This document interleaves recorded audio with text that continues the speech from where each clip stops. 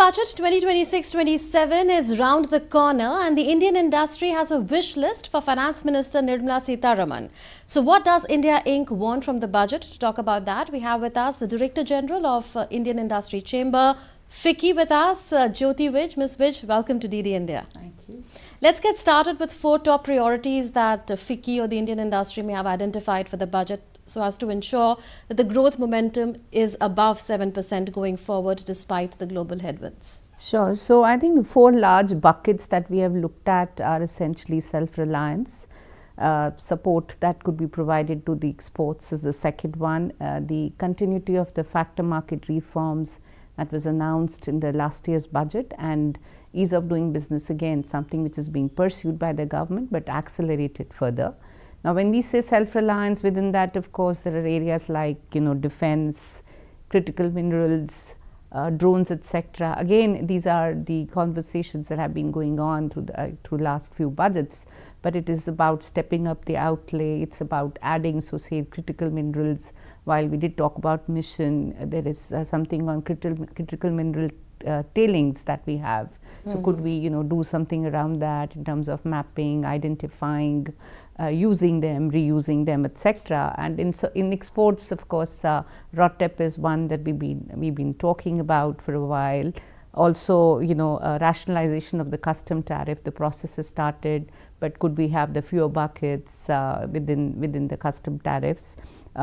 Inverted duty correction, of course, also becomes a part of the overall export simplification. Factor market reforms, again, I think the land, having the if we can have a plug and play infrastructure. Corporate bond market, I think, is very important when we talk about finance or when we talk about power. If we could address the cross subsidy, the DBTs, etc. Within the ease of doing business, of course, there is a lot of pendency that we have figured with CIT appeals, the Commissioner Income Tax appeals. So how do we really bring that down? We have made a lot of recommendations. Simplifying the GST registration process even further. Of course, the 2.0 does kind of simplify with for a lot of small entities, but how do we kind of make it more widespread? So there are recommendations that we have made around that as well. So these are like the large 4 buckets within which the subcategories. These are our top priorities. Of course, there are many more. Absolutely. Let's look at them sector-wise then. Agriculture sector, any reforms that you've identified there? So in agriculture, we've talked about one nation, one license. So for agriculture machinery itself, you need to have license in every state, which is that you still don't have one nation for selling the agriculture implements, machinery, so on and so forth. So which is very important for a company to have one license to be able to operate in all the states, and that can be a very big one. The other that we have talked about is, which can actually killing 2 birds with 1 stone, is to have the youth train into a lot of farm mechanization related activities. So one, it helps in having the homegrown resource which could take care of that. And you create employment for the rural youth. So you have productivity enhancement with the farm mechanization, and you get the employment as well kind of addressed through that. So these are 2 big ones that we have recommended, apart from any smaller ones. So from the primary sector, agriculture, let's move to the secondary sector, manufacturing. We know that it accounts for around 17% of the GDP currently. Correct. Are there any measures, incentives or specific reforms that the industry would like to see in the budget to boost Make in India and to take that share to 25% of GDP by 2030? So I think within that, of course, self-reliance, a lot of activities have been done, but we've also talked about PLI for drones, for example, because that has become very, very important and significant. The factor market reforms that I just talked about are very important for next leap that we want to take it to the manufacturing space. So there was an announcement in, I think, the last or the budget before that on setting up a group around this, and ease of doing business again. I think these are things that will add up to push manufacturing reform, and we do look forward to the details around the manufacturing mission, which was again one of the major announcements made at the last budget, and I think that's going to fructify very soon. So all of this is going to really add up in giving push to manufacturing really. On MSMEs, would you recommend any greater allocation for the PLI linked scheme, the production linked incentive schemes, or any further cut in corporate tax structure, considering that they face high input costs and they contribute more than 45% to Indian exports? So I think MSMEs, it's more about easing their lives, and I think this whole ease of doing business is largely aimed at how we can give a little more room for MSMEs to breathe and to be able to operate more easily. So that's going to be a very, very important and critical one for them. Availability of finance is one big area where MSMEs do really suffer. So when you talk of MSMEs, much of them are in the unorganized sector also because of the fear of the unknown. The fear of the unknown is the tax inspector. The fear of the unknown is, a lot of these regulations and the compliances which they have to deal with. So I think that bucket can really help MSMEs a lot. But when you talk about sectors per se, I think within that, for example, the electronics PLI, the white goods PLI has done tremendously well.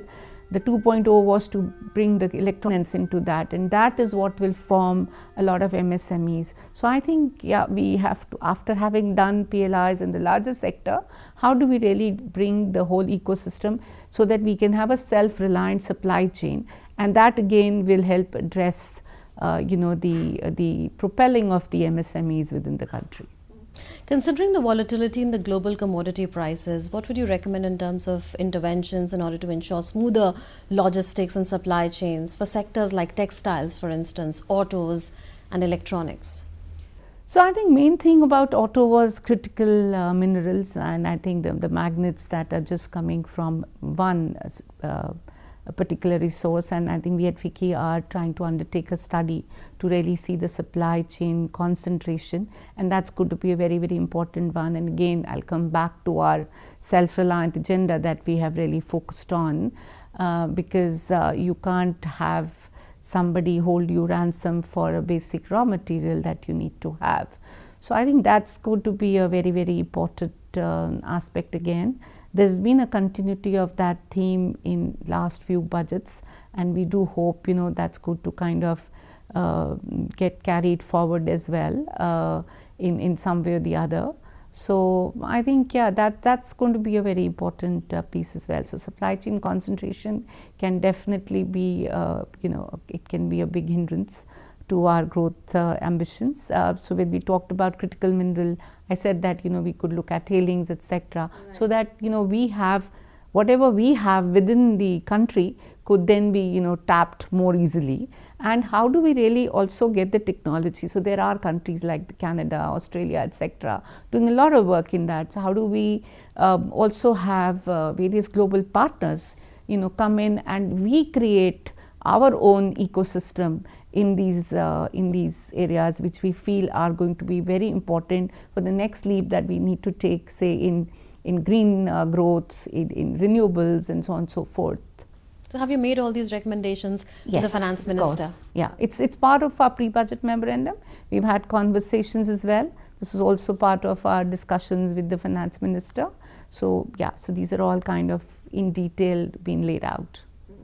I figured that FICCI has flagged skilling gaps for Industry 4.0. So in that context, what are the recommendations that FICCI has made to meet that gap in terms of vocational training, etc.? Correct. So I think this is a space where you need to have a lot of public-private partnerships to come in. The gap, of course, is like we've always said that AI will bring in more opportunities, but might take away a few jobs. And I think it's the point. It's really the need to address the skill gaps that are emerging. Government, of course, has to bring in, I think, a lot more mobilization of people and resources into it. But there is a talent which is sitting within the private sector, which is what need to be really combined, and the both need to really work together in this one. There could also be partnerships with some of the leading countries. So we, for example, are part of the India-Singapore Business Roundtable, and one of the discussions have been how we can actually do AI skilling by bringing in some of the expertise sitting in advanced countries like Singapore, etc., and set up training centers, whether within the private sector domain or with the help of the public sector, and try and get the larger ecosystem into it.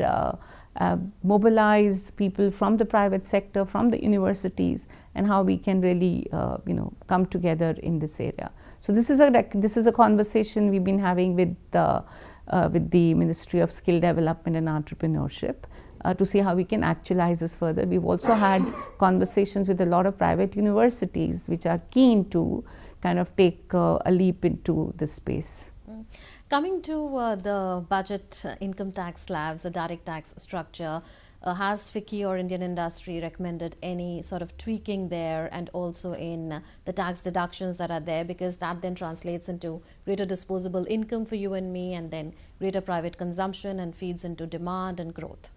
So I think a lot has been done last year. I think it's time to really try and see how that is impacting the demand propelling that is required. So at this stage we haven't made any specific recommendation on further rationalization, honestly, because I think in the last year itself the income tax slabs as well as the GST slabs have been significantly rationalized, and I think it's need to now see how that converts into greater demand and hence into greater capital formation. So coming to public capex, we know it's to the tune of over 11.2 lakh crore already. What more would the industry like to see in the budget in order to crowd in private investment so that they can invest in infrastructure sector, roads, sports, digital networks, to name I a think few?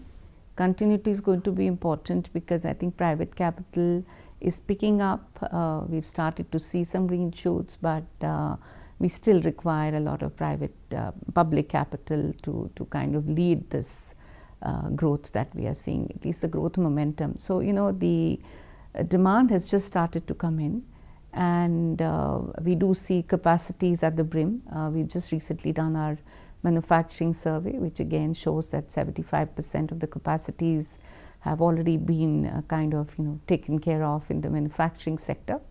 This is at large the manufacturing sector. So this is the time then it can take off.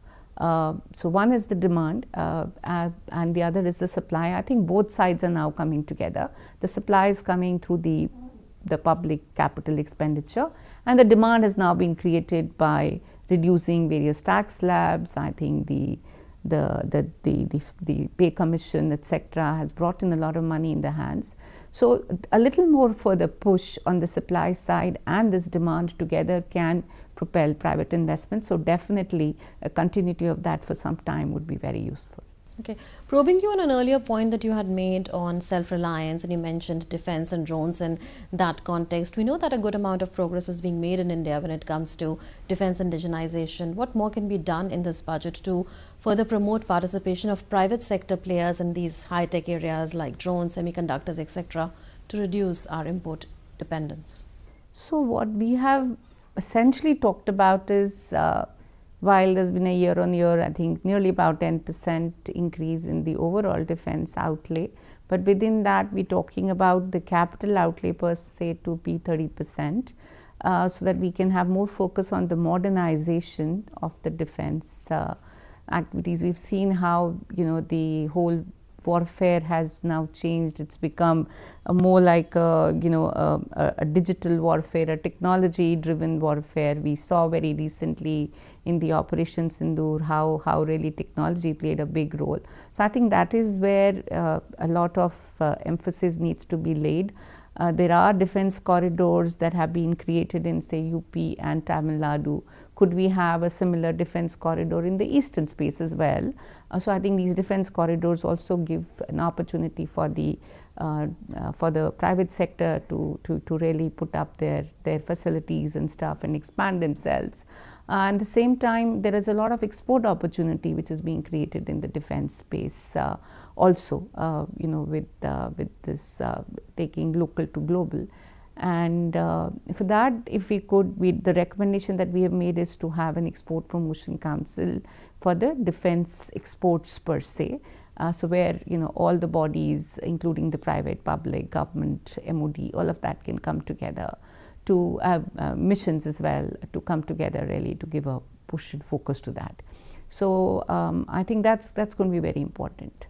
So from defense exports, let's look at exports overall, and we know that there is a target that the government has set of reaching $1 trillion worth of merchandise exports by 2030. Any export promotion strategies that FICCI has recommended to the government, considering that there are a number of opportunities also opening up because of the EU carbon border taxes, for instance, and the United States-China trade shifts that keep happening?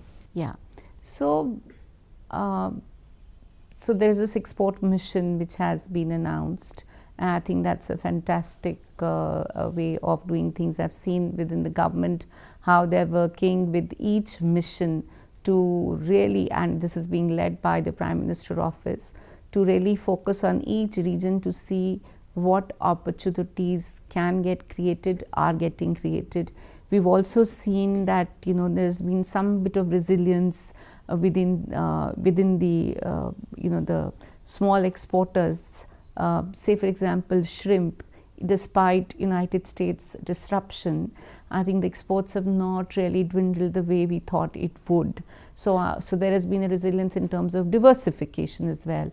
I think FTAs are going to help tremendously.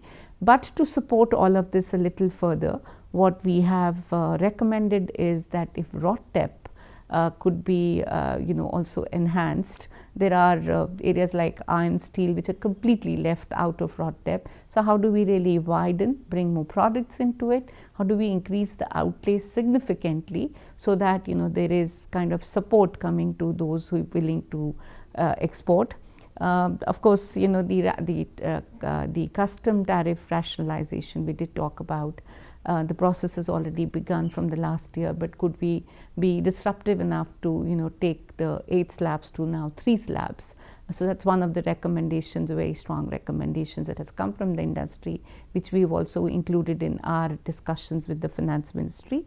And the inverted duty structure, I think there has been a consistent effort to correct those, but this is one area where we must ensure that these are taken care of. I think most of the new FTAs have well kind of taken care of this particular problem, but some of the existing FTAs with the older FTAs do create this inverted duty problem. So if we could kind of correct that, all of this will kind of make a more robust ecosystem for us to give further push to our exports. Also, Ms. Vij, in order to meet the fiscal consolidation target, would you have any recommendations so that the implementation is such that there is no stifling of growth and a good balancing act can be done? So our focus always has been to focus on the revenue deficit side. So I think that is where they should continue to do well. I think government has been walking the path of fiscal consolidation very well. They have stayed on course, and I don't see any reason why it should not do well even this year. As long as they're able to kind of keep reducing the revenue deficit and stay focused on public expenditure and be able to manage the numbers that they have talked about, I think it's a job well done. If global risks were to materialize, like a recession in the United States or global oil spikes, would there be need for contingency measures in this budget in order to help protect the resilience of the Indian industry? So I think even the IMF report did talk about the downside risks that could come from either AI or the tariffs or the US that you talked about. I think we are in a good state at the moment. Despite these risks, I think the projections that are being made for the growth are fairly good. But I think our government has stayed very nimble.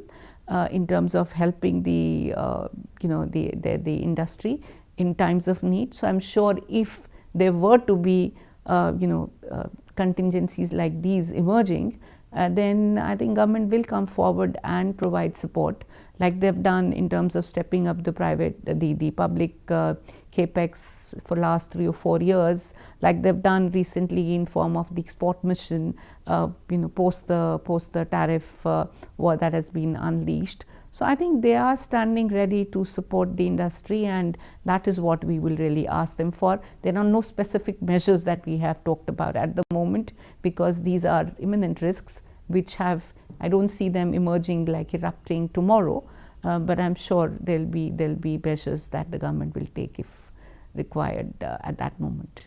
So, Ms. Vij, you've made a whole lot of recommendations for the budget. If there is one recommendation that you would definitely want addressed in the budget, what would that one thing be? I think as industry, I'm not saying one, but as industry, while we really appreciate all the work that is being done on the ease of doing business, and tremendous work, because I've been part of the GOBA committee and I've seen how sincerely this work is really being pushed hard, and even at the cabinet secretary level, the center state coordination is happening at a significant pace, and with a full passion and desire to make things happen. But cost of doing business is something which continues to kind of still somewhere bother the industry.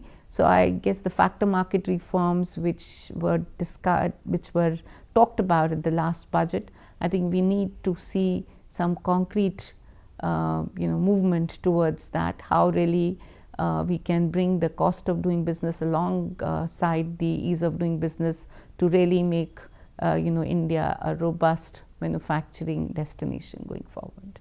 For furthering ease of doing business, then, any specific measures that you have recommended to the government? So there are many, of course, but when we were analyzing, we saw that at the Commissioner of Income Tax Appeals level, the pendency is very, very severe. It's a very big number. So, and this needs to be really addressed, and one of the ways we suggested was for filling the vacancies. There's a humongous amount of vacancies that are there, at CETA. If those vacancies could be really taken care of.